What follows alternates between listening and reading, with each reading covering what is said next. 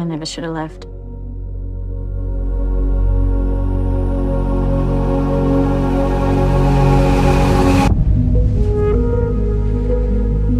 You think you have all the time in the world. I just wasn't present enough. I didn't soak it all in. I think you were living.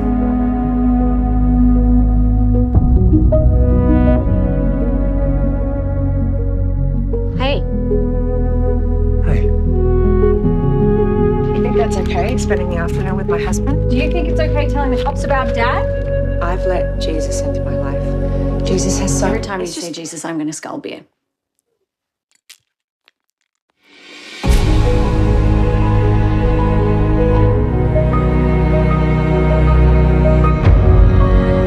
The only reason you're back is because you failed at your relationship and you're broke.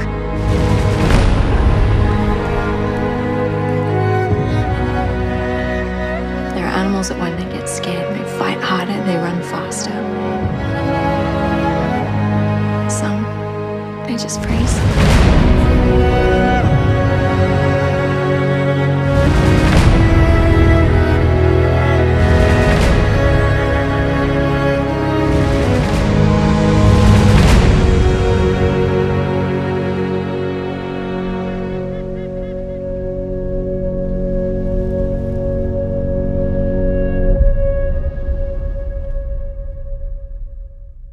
Boom, there you go. That was the trailer for Kangaroo Island, arriving here in the US on April 24th in New York, moving over to even more cities not too long after. But check out the description below for the links so you can check it out when Kangaroo Island arrives in your area. I'm KUYA P. This is Nerds Rule the World. Joining me to talk all things Kangaroo Island, I have director Timothy David.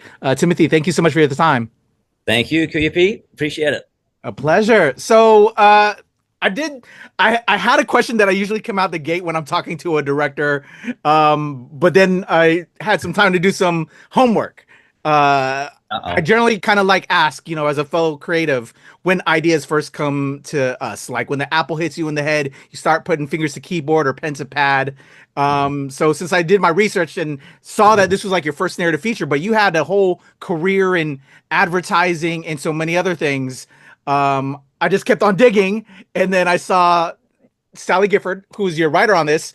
Yep. When I saw the last time, I was like, hold on, Timothy David, not related. But then I was like, okay, let me do a search on Tim, and found out that she's your wife. And so I'm assuming, working with your wife, this is now time to bring this to reality. Let's get into the narrative feature game. And you had moved to Kangaroo Island as well from New York. So can we start on that whole journey of, with your beautiful wife and wanting to give this tale from this beautiful place? Yeah, well, it's we have a place on Kangaroo Island. We moved back to Adelaide. We didn't move to Kangaroo Island, although one could. But basically, yeah, it's 20 years in New York. I had a film agent, but shot a lot of commercials. I was reading a lot of open assignments for movies, and I just didn't like the scripts, and my wife was a really good writer, and we'd saved a bit of money, and we had other investors that wanted to invest in a film and try something with us. And it was a New York cinematographer that said, why don't you set something on Kangaroo Island, because we just bought a property there. And I thought, that's interesting, and mentioned that to my wife. And then we were on holiday there, and this idea came to her, and she started writing, and I didn't really see it until for 3 or 4 months. But I was telling investors about it and say, look, I think we might, dabble with a low budget independent film. And they were like, all right, let's do it. And then her script came out, and it blew me away, and it blew the cast away, it blew the casting agent away, and it blew our investors away. Everyone's like, holy crap, this is great. So we went off and made it. And, 20 years of shooting commercials for Estee Lauder and beauty brands and with celebs and the top, LA and New York crew, you get a few pointers on how to make something look spectacular with very small, budgets. And so we were able to, craft this nice little gem that we did.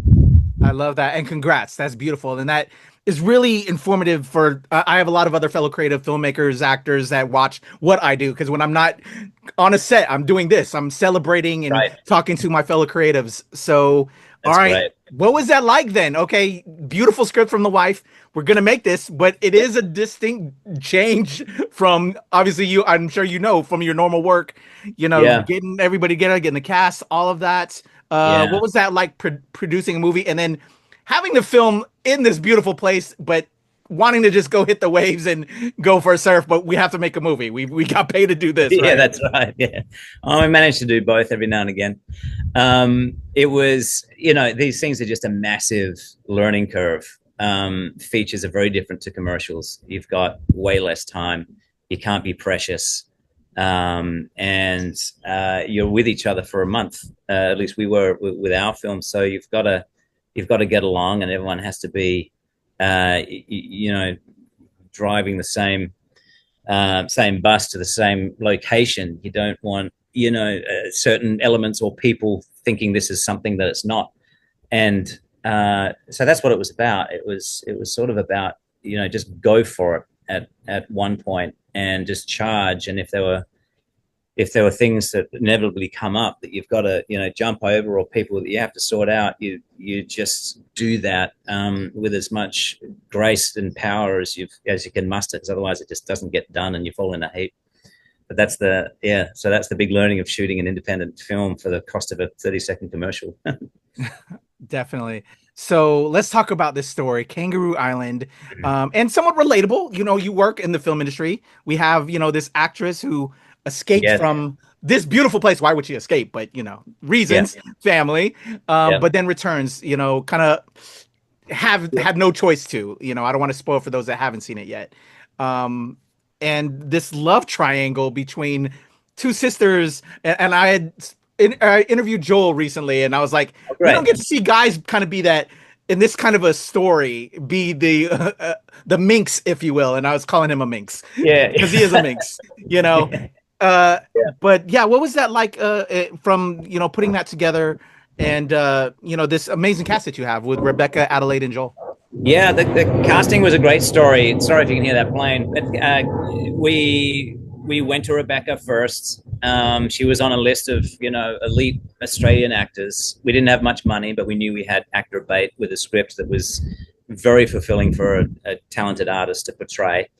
And so, we went to Rebecca first, and within 2 days we heard back, let's make a movie, and from her manager, and that was phenomenal. So from there, the dominoes fell. Adelaide Clemens shared the same agent as Rebecca, and she normally wouldn't be available for this budget or type of film, or even in Australia. She works so much in the States, and but she was going to be in town for a brother's wedding or something like that, and or near, at least in town in Australia, in our hemisphere. And she loved the script as well. So, and then she obviously had huge respect for Rebecca Breeds and her work, and vice versa. And so they were happy to do it, came on board. And then Erik Thomson, Rebecca had just worked with Erik Thomson on Court, a show for Stan in Australia. So yeah, we sort of almost immediately became this great family unit ourselves, with my wife being a great writer voice for the sisters and the girls. They were able to, very quickly with limited rehearsal time, get to the place they needed to get to, and then we were off. Yeah. The love triangle thing was interesting. It was just the goal was always to make Joel's character so likable that you could empathize, with the sisters for blowing up their lives over a guy. So that was Joel's challenge. He had to sort of, while he wasn't the nicest of guys, he had to be that classic narcissist that you don't realize they're selfish until it's too late. Not to ruin it for anybody, but he's Joel as a person is the most wonderful, lovable character, and he was able to bring that out in the character in the film, but also just give that bit of edge that just gave you little clues that maybe there's a bit more or less inside this beast of a man than we think. Yeah. Definitely, yeah. Joel was awesome, and he was a pleasure to talk to. He was a little minx in this. I had a suspicion because it's always the guy, but and obviously, you're hanging out on the beach and just all of that, and through the story, there's that kind of back and forth. I'm like, which way you going, man? That's a dangerous area. And maybe I know that from my younger days, wild days in dating. Yep. again, this ensemble is wonderful. Beyond our three main leads, the father and why he chooses what to do, and making that choice ultimately for the family. Can you talk about also the mixture of how that religious element in there that Sally, shout out again to your wife, fantastic scripts. I loved just the notions that and the conversations that happen through this film that I know when I watch it, we'll be talking when I watch it with my family, just some of the matters of just how we react in the world. And that's what, the beauty of film. Yeah. Sally and I love philosophical discussions. We love meeting people in New York. And we've been very fortunate when we lived in New York, we've met some of the most profoundly wise people, some of them celebs, some not, but they've all got really wonderful takes and philosophies on life, and some are religious and some aren't. So it's really good to talk to them, about the latest scientific, discoveries about the creation of the universe, and then to talk to religious people and go, how do you work with why are you still religious when there's all this evidence and we just love those conversations, and you don't see them in film. And thematically, Sally was able to write that philosophical conversation at the dinner table in a way where it wasn't just for the fun of it. That conversation leads to the crux of the entire film, but also leads to the meaning of the film and leads to the meaning of life. And so you as an audience member get to experience a conversation like that, and there's room for you to think as well, and there's room for all these elements. And then before you know it, the conversation has spiraled into a confession that drives the second half of the movie. And it was a joy to sort of read that in the script. Originally, a funny story about that scene is that it was probably twice as long. Oh, wow. But still just as interesting. Yeah. But we just thought, gave it to a couple of readers, and we just thought, what, I don't think you can have a 12-minute conversation about the meaning of life in the middle of a film. So we pulled it back, but it was really hard to take out stuff because those topics are so authentic. And what I loved about that scene is the characters knew that they'd all done their work so well, and I gave them a license to jump in, interrupt each other, and shoot it in a way where it was lit 360, so two cameras could just go around. And I never, if you notice, except for Rory, one character where we needed to focus on him, I didn't do any hero, I didn't do any masters of any of the people at the table having a conversation. I wanted the two cameras to be bouncing around in the same way that you and I would if we're at a conversation with 5 or 6 people. And there's a lot of banter going back and forth. You're not just looking at who's talking, but you're looking at how so-and-so is reacting to what that person just said, because you're interested in how they took what that person said. And so that's why the edit and everything is so beautifully jumpy, and it was shot so in and out of focus and people moving around. It's clumsy, like a drunken dinner party should be. And authentic because of it, I think. But it was fun to shoot. I love that. For throwing my creative filmmaking hat on, I really appreciate that. That's dope. And also to Sally's credit, I loved that there was a little bit longer, but then obviously from putting the creative head back on the producer, editor, we got to cut some of this. I really appreciated that conversation, and really that kind of, for me, really made the movie in a lot of ways, that it didn't kind of go super this way or that way. It lets you find your own pathway with that whole piece and that subject. Really appreciated that. Yeah, great. I love that you say that, because this is not a film that spoon feeds any agenda or theory or anything on you. It just, I think, serves up life on a platter for you in a way that films rarely do these days. Definitely. You can either dive in and embrace it and enjoy that, or, you can be freaked out by it. But at least it's got that strength of conviction. Completely. Love that. Shout out again to, please send my love to Sally. Well, she's around somewhere. Wonderful. You can tell her yourself. I'll make sure she comes down. Bravo. this is already, doing gangbusters, was #1 over there in Australia. It's now coming over here. What do you think of that? Or how is this energy right now? You kind of, made, finally your first narrative. It did well. It was successful toward the festival, arenas, and now coming here to the US. What's the energy? And I'm sure now people are going to be booking tickets. Like I was telling Joe, like I got to get my ticket right now. I'm ready to make that trip to that beautiful place. What has that been like? Yeah. What's been the feedback? Feedback's been incredible. When we first did an investor screening and friends, so basically you tell the investors to invite their friends, have a look at what they put their money into, and no one's really there to be your best friend. People are there to be nervous, like, oh shit. But we showed it to 180 people, the majority of which we didn't know, but to see their reactions when they came out, to see them sort of clearly having been emotional, but with these huge smiles on their faces, people talking, no one wanting to leave. I just realized, oh my God, I have to film. I have to get a camera here because we don't have a marketing budget. It's such a small budget movie. I have to film these reactions that we're getting, because people don't believe a film is going to have that impact on you if you tell them. And even now, I don't trust any reviews of anything. You now watch so many movies, and it's all punk rock delivered by the same studios and the same independent studios, and it's the same type of film, and it ain't for me. And I just get bored and let down over and over again.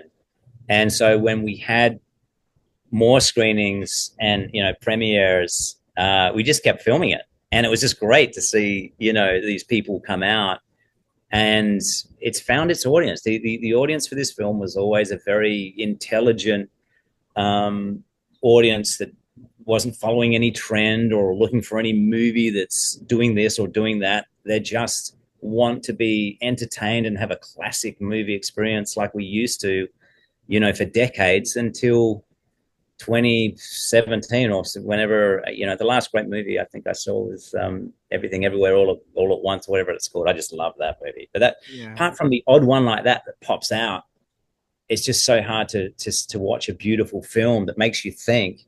And I think the greatest response has been from always third party sending it, says, oh, by the way, I overheard someone just talking about your film. And then, oh, by the way, I just got a text from someone who knows someone. They just said it's the best film they've ever seen. We've had that a couple of times, which is great, because you can't, how do you get that when you've got $1 million to shoot something? And it's not going to be for everyone. Yeah. But we're just getting enough people that are now telling us that they like it more the second and third time. So weirdly, we're getting people that are just watching it more than once and telling others to watch it more than once. So the response in that sense has been great. The typical response for anything is a letdown, because there are so many online, maniacs and morons that try and tear it down. And usually from our little hometown, it's very tall poppy. And as soon as it was released, when we were just getting so much praise from people like Scott Hicks, and just, sending emails out going, oh my God, that was incredible. We're still talking about it the next day. And then, you get these Gen Z, letterbox gurus that are trying to say this is the biggest piece of shit Australia's ever done. And you're like, where did that come from? It's just so weird. So you get, but at the end of the day, and that's new to a filmmaker. If you haven't experienced that before, celebs experience it all the time, the trolls, but you're not used to it. So that's the surprising element. Yeah. But the beautiful element has been that the legitimate audiences that we see in cinemas and the classy people, I guess, of the world are fucking loving it. So happy days. Love that for you. Yeah, you got to ignore the trolls. With Kangaroo Island bringing this kind of attention now to this area, and you visit and having a home there, how has the local, are you aware of like the local economy like picking up because of now the interest, especially with it doing bang up numbers in Australia, and also returning, you got this under your belt now. You got your first narrative under your belt now, Tim. Are we going to return for maybe like film another project there? What's the energy in regards to that? Yeah, the idea was always a trilogy. There were 3 locations in South Australia we love, but you try and the industry is commercially and financially and probably ethically bankrupt at the moment. So it's very hard for any film to make money, but there are always third parties that can make a lot of money from a film like this, basically tourism. And I think if tourism bodies come to the party and knock and say, yes, would you think about shooting in our location? Sometimes it's wonderful to have a location drive the birth of a relationship story. And in this case, Kangaroo Island did trigger my wife's script, which was about exploring humans as animals as opposed to humans as humans. And that came out of her experience on Kangaroo Island, and that's why the film's called Kangaroo Island. And so we love the idea of actually doing location-based stories, especially as it's a way for filmmakers to fund outside just the typical government funding. Who do you know? Let's make sure it does all these things, please. And that's just killed independent film. And the festivals also having their own labs. So now the festivals make the films. They get their sponsors from the government. They now have a say in what films are made. They then select these films within the groups. So now the festivals have absolutely killed independent film to some degree in that sense too. So I think there's something to be said for filmmakers finding partners like tourism to help make properly independent films that haven't been swayed by either government or a studio pretending to be independent but not really being independent. So true. I really appreciate this kind of conversation. I don't know if you were expecting that, Tim. I love this industry. That's why when I'm not working on a set, I love talking to my fellow creatives, because it's something we need to think about for us to continue to thrive and create and inspire and educate and do all those things. So thank you for sharing in that, Tim. Well, you've got the last Oscar winner, or Honora's Oscar winner, Sean Baker, I think his name is. But yes, he was there holding his 3 trophies going, I couldn't afford to do this if I had kids. So how did the film industry get to a place where a guy who's winning 3 Oscars for his movie, including Best Picture, couldn't afford to do this if he had a family? Like, he's not making money from this. And I mean, what has the film industry now done to itself? And I mean, I have my theories on that. Yeah. But something has to change, and it can't be an industry run by people, who have come from finance, going, how do we now make film make finance? Because I love film, so I want to be in film. And finance, you follow the data, and creativity, you cannot follow the data, or you can't be original. And if you're not original, you're going to bore people, and that's film right now. And that's why we made our film without any input from anyone. We were going to do it with independent, with family, friends, investors, and also just ludicrously wealthy people who love the idea of giving it a shot, but also believing that it can do well because of the background that I've had, and my business partner Daniel Rosenberg. He'd had huge film success as well. So there were some sophisticated investors dabbling a little bit of their big pockets. And there were some people who just really got excited by this idea of shooting a film on Kangaroo Island with me and Sally. And because of that, we were able to make a film completely outside the system. But also because of that, the system didn't necessarily embrace us or help us, or, to some degree, there are signs that the industry, at least in Australia, really tried to give us a hard time. Oh, man. Wow. Well, I love all of this, and I appreciate you, Tim. We won. Because we got there. We've got to continue this fight. There's so many things that are affecting our industry. Yeah, and it is truly a fight, and people got to wake up to that. But Kangaroo Island, let me not get in trouble. Let me make sure I'm showing proper support. April 24th, arriving here in the U.S. Please support independent filmmaking. Please support Kangaroo Island. Again, I'll have the links in the description if you don't live in New York, as it continues to roll out here in the U.S. But Tim, I hope this isn't the last I'm going to see of you working in this space. And no, we got another one. Sally are going to put together some other projects. Yeah, we're writing another one, so we'll be all right. Now our investors are happy with what they saw, so so far so good. Definitely. Well, as that comes along, please come back so I can throw some virtual flowers at you and show you love, my friend. I appreciate you. Thank you for the support. I really appreciate that. It's fantastic. Definitely. Need people like you. Thanks. Definitely. Everybody, that is Tim David. Check out Kangaroo Island, again, arriving here in the U.S. on April 24th from Blue Harbor Entertainment and Piro. I want to make sure I give a shout out to your company as well. Again, links in the description below as it goes out even wider. Again, support this film. Everybody, Tim David, KUYA P, Nerds Rule the World.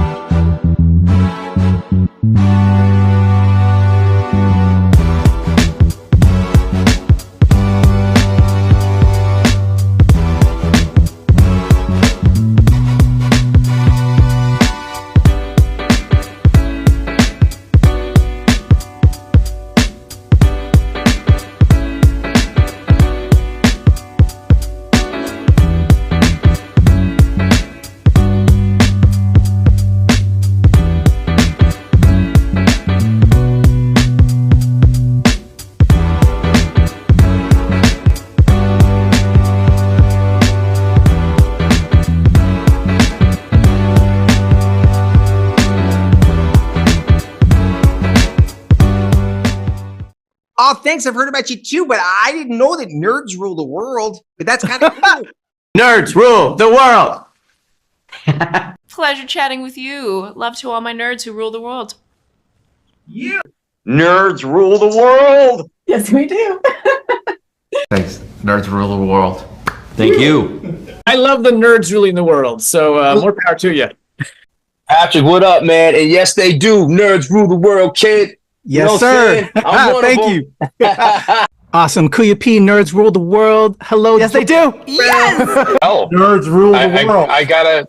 It's in the title of your show, like Nerds Rule the World. Like, I want more Black weirdos on screen, and I don't feel like we ever get to see that very much. Thank you so much. Nerds do rule the world. Yes. Thank you.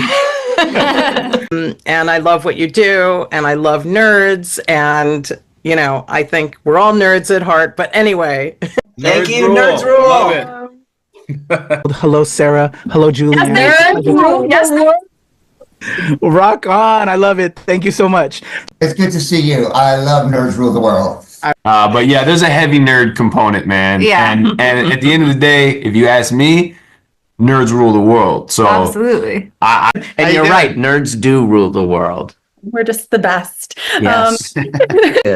Nerds do rule the world. I agree. We do. I agree. We're awesome, aren't we? Thank you, ladies. so much.